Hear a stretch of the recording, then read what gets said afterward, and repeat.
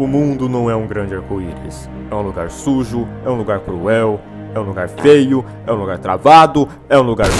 Oi, eu sou o Dramilos, eu decidi instalar o Linux e fazer um vídeo sobre por que views e dinheiro. As pessoas costumam dar vários motivos para trocarem para Linux, talvez porque elas queriam ter mais privacidade, porque elas queriam melhorar sua produtividade, porque elas gostavam da comunidade.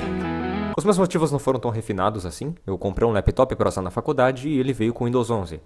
E eu percebi que eu prefiro raspar um garfo na minha retina do que usar Windows 11. Eu não sei o que é Copilot, eu não quero saber, eu juro que eu não ligo. Eu não quero que minha barra de pesquisa tenha anúncios, eu já paguei pelo sistema operacional. Por que eu não posso desinstalar o Xbox? Ele tem 200 MB e não faz nada. Eu não quero baixar essa porra dessa atualização. Eu decidi ir atrás de outro sistema operacional. Eu poderia ter voltado pro Windows 10, mas eu não sei se vocês sabem, o suporte pro Windows 10 vai acabar em outubro desse ano e eu seria obrigado a migrar pro Windows 11. E eu prefiro raspar um garfo na minha retina. Ficou claro que eu teria que encontrar outra solução.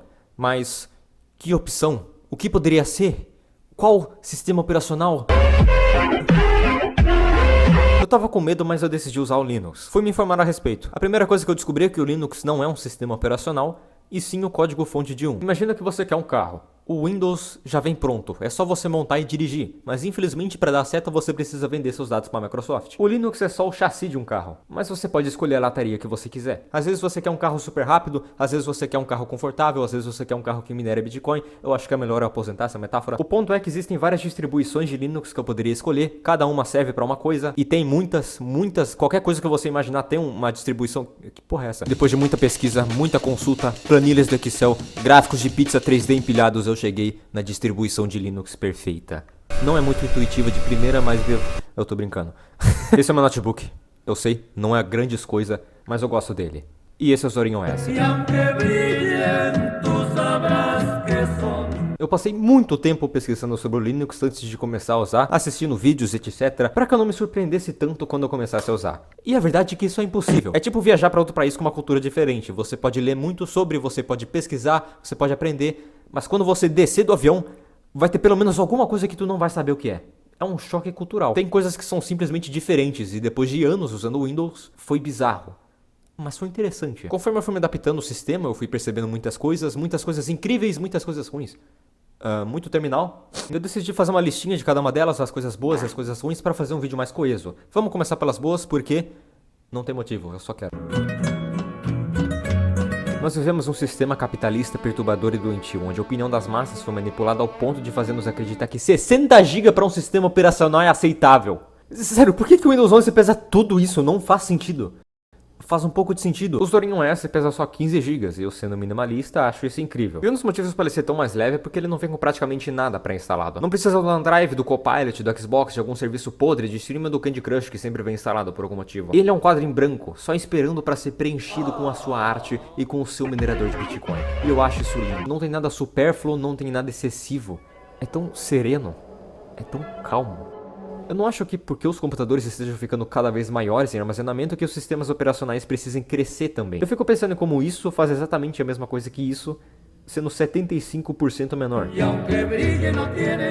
Uma coisa que eu percebi quando eu mudei para Linux é que alguns programas simplesmente abrem muito mais rápido. Você pode dizer que é porque o meu laptop é muito melhor do que o meu computador, mas quando eu fui checar, os dois são praticamente a mesma coisa. O Windows, no geral, tem mais coisas rodando de fundo. Ele vem com mais programas, ele inicia mais coisas, ele fica checando por vírus, ele fica roubando seus dados. Bill Gates, seu pau no cu do cara. Como eu já expliquei antes, o Linux é muito melhor nisso, porque ele simplesmente vem com menos coisas instalado. Não é surpresa que as pessoas instalam Linux em notebooks velhos e lentos e eles magicamente ficam bons de novo. Muitas distribuições são feitas especialmente para esse tipo de computador. Tipo o Linux Mint, que tem uma versão se o seu computador é ok, outra se ele não é bom e outra se ele realmente não presta. E desse jeito ninguém fica de fora. Isso é especialmente relevante agora, considerando que os requisitos mínimos para você mudar para o Windows 11 são exigentes. Muita gente que tem um computador ruim ou até mais ou menos simplesmente não consegue mudar. E quando falaram disso para a Microsoft, eles basicamente responderam: é só comprar um computador novo, kkkk, pobre. A performance do Linux não é mais só uma utilidade, não é só a pesquisa de arquivo super rápida, um FPS melhor jogando, uma área de trabalho mais responsiva. É também uma necessidade em alguns casos. Se o seu computador é velho, e eu sei que é porque tem muita gente assistindo esse vídeo, fica aí a dica, espero ter ajudado. É até meio estranho falar isso, mas depois que eu baixei o Linux, eu sinto mais do que nunca que o meu computador é meu. Eu preciso saciar minha sede possessiva, eu preciso me sentir no controle, e eu não me sinto no controle quando o Windows fala que eu não posso desinstalar o Edge, porque isso irá corromper arquivos críticos do sistema. No Linux eu posso desinstalar o terminal. Não tem porquê eu fazer isso, mas eu posso. E é isso que importa. O computador é seu, você escolhe quando você baixa os updates. Ele faz uma lista de programas que foram atualizados e você pode escolher quais você quer baixar. Eu me sinto tão bem podendo fazer o que eu quiser. Se eu quiser desinstalar o kernel do Linux, eu posso. Vocês têm noção? Infelizmente eu sou viciado em customização. Se eu jogo algum jogo FPS, eu preciso colocar uma HUD customizada por cima. Se eu tenho opção, eu vou baixar um mod que coloca a skin do Ori no Celeste. Eu sou assim. E pra minha felicidade, absolutamente tudo no Linux é customizável. Eu troquei o fundo, os ícones do terminal, o explorador de arquivos, eu nem sabia que isso era possível. Eu troquei o layout, a barra de tarefas, a cor tema e a fonte padrão do sistema. E o meu PC é lindo. E o que eu mais gosto na customização do Linux é a capacidade de você criar algo único. Algo que é a sua cara mesmo. É tipo o Lego, você passa horas e horas aprendendo e montando um Megazord do jeitinho que você quer e depois de horas de trabalho árduo, você coloca ele na sua estante e você cria um apego a ele. Muito mais do que se você só tivesse comprado um Megazord pronto de plástico no mercado. O controle que você tem sobre o Linux combinado com as ferramentas de customização deixa as pessoas criarem coisas bem interessantes. E isso é algo tão comum que tem até comunidades em torno disso. Afinal, o Linux não é só um sistema operacional. É um reflexo do indivíduo que usa ele. É uma manifestação profunda da sua personalidade. Que porra é essa? Seja integrar o layout do seu computador com um terminal para máxima eficiência, ou ligar o modo gelatina que deixa as janelas balançarem, que eu acho muito idiota, mas a personalização do Linux é muito mais interessante. Bom, eu prometi que esse vídeo ia ser 100% honesto, e se for pra ser honesto, eu preciso falar das coisas ruins do Linux. Porque eu sinto que os youtubers têm uma tendência a ignorar esse lado. Sim, eu acho que você deveria usar o Linux, porque foda-se a empresa multibilionária que rouba seus dados, mas eu também acho que você merece saber o que se passa por detrás.